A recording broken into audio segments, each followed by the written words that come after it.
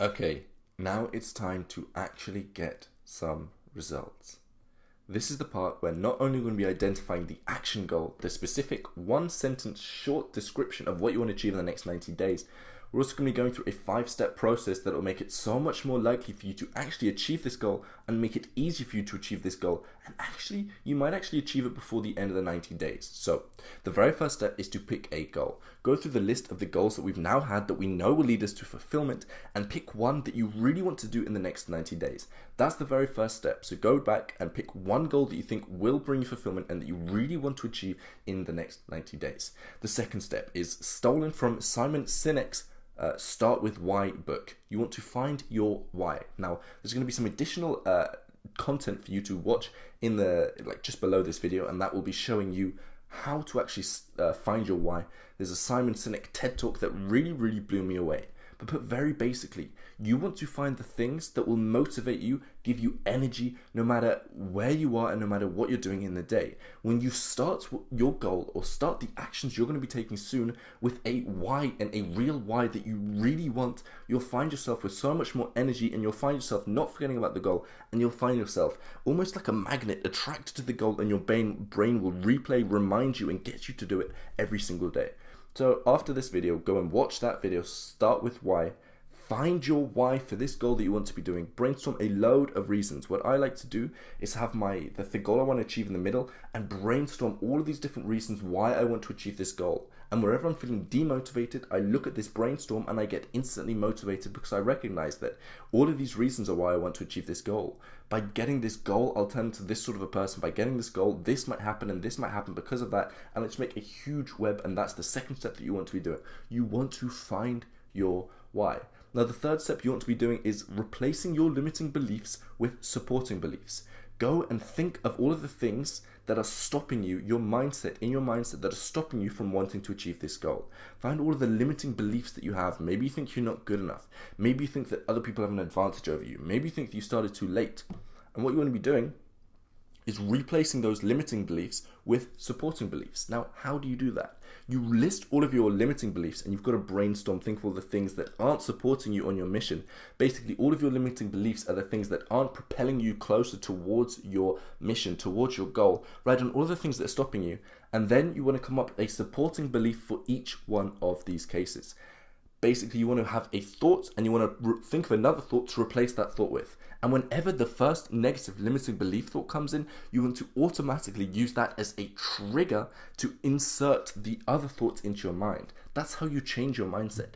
As soon as you think and you recognize that you're thinking one of these negative limiting beliefs, you automatically tell your brain, no, you're wrong, and you shut it down and you replace it with all these positive limiting beliefs, and you reinforce the positive beliefs again and again and again, and you reinforce the supporting beliefs again and again and again until your brain has no chance but to believe these supporting beliefs. Now, again, I've got friends over at IQ Matrix and they've got a huge blog post on how to do this, so much more specific than I can get into. They are actual scientists, actual neuroscientists, so they can dive into more detail with this. So if you want some more supporting content, then make sure that you go watch that video. But basically, go read that blog post, I should say. Basically, you want to list out all of your limiting beliefs, come up with a supporting belief to replace the limiting belief with, and whenever you catch yourself thinking these limiting beliefs, you want to absolutely shut it down and replace it with these positive beliefs. That's the third step. The fourth step is recognizing that the obstacle is the way. And again, stealing this from Ryan Holiday. Click the video below this video and that will show you the obstacle is the way. His TED Talk, I think I'll show you, or maybe one of his summaries of the book. There's a few really good pieces of content about there, but basically you want to identify all of the reasons that you could fail, all of the obstacles you might face.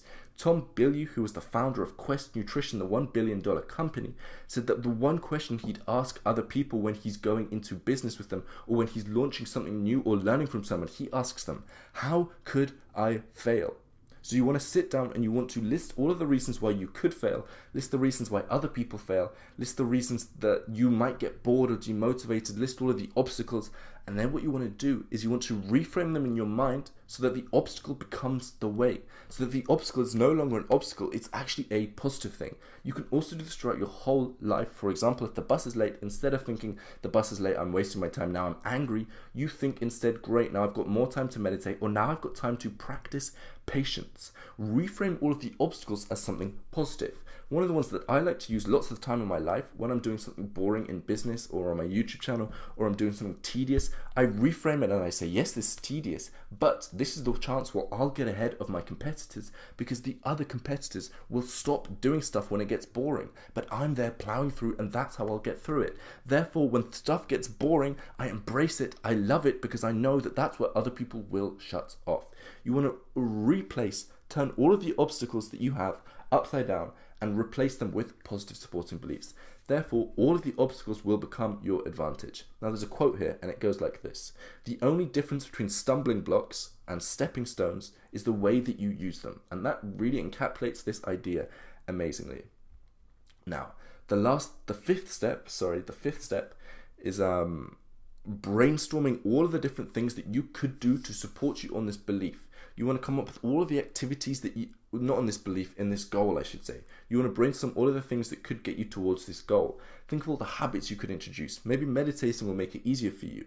Maybe talking to people on the street will make it easier for you. Brainstorm all of the different things that could help you, all of the different activities you're going to have to do. Try and identify the activities that will get you the most return for the least amount of time. There's actually a lesson further on about that topic, but you want to be finding all of the beliefs that you think could really, really, really propel you and get you closer towards this goal. Come up with all the different habits, all the different skills that you might need to achieve. Maybe you ask, what resources do I need? Maybe you ask, who's done this in the future? Who's already got this goal, and I can ask them for advice. Come up with all of the different things. Brainstorm as many different ideas as you can do, and that is the fifth step. Brainstorm all the different things that are going to get you towards that goal, and just have it in a rough, broad idea. The last step is having a short, concise, actionable goal that you're heading towards. A one-sentence goal that includes all the caveats, makes it completely simple to understand, and doesn't leave any loopholes. Now, to do this, you want to follow these SMART principles. You want it to be specific. You don't want it to be vague. You don't want it to be all over the place. I want to achieve this and this only. There's no leeway. It's not, oh, does this count? Does this count? It either counts or it doesn't count. You either reach your goal or you don't reach your goal. The second thing you want it to be is measurable. You want to be able to actually tell whether you've reached your goal.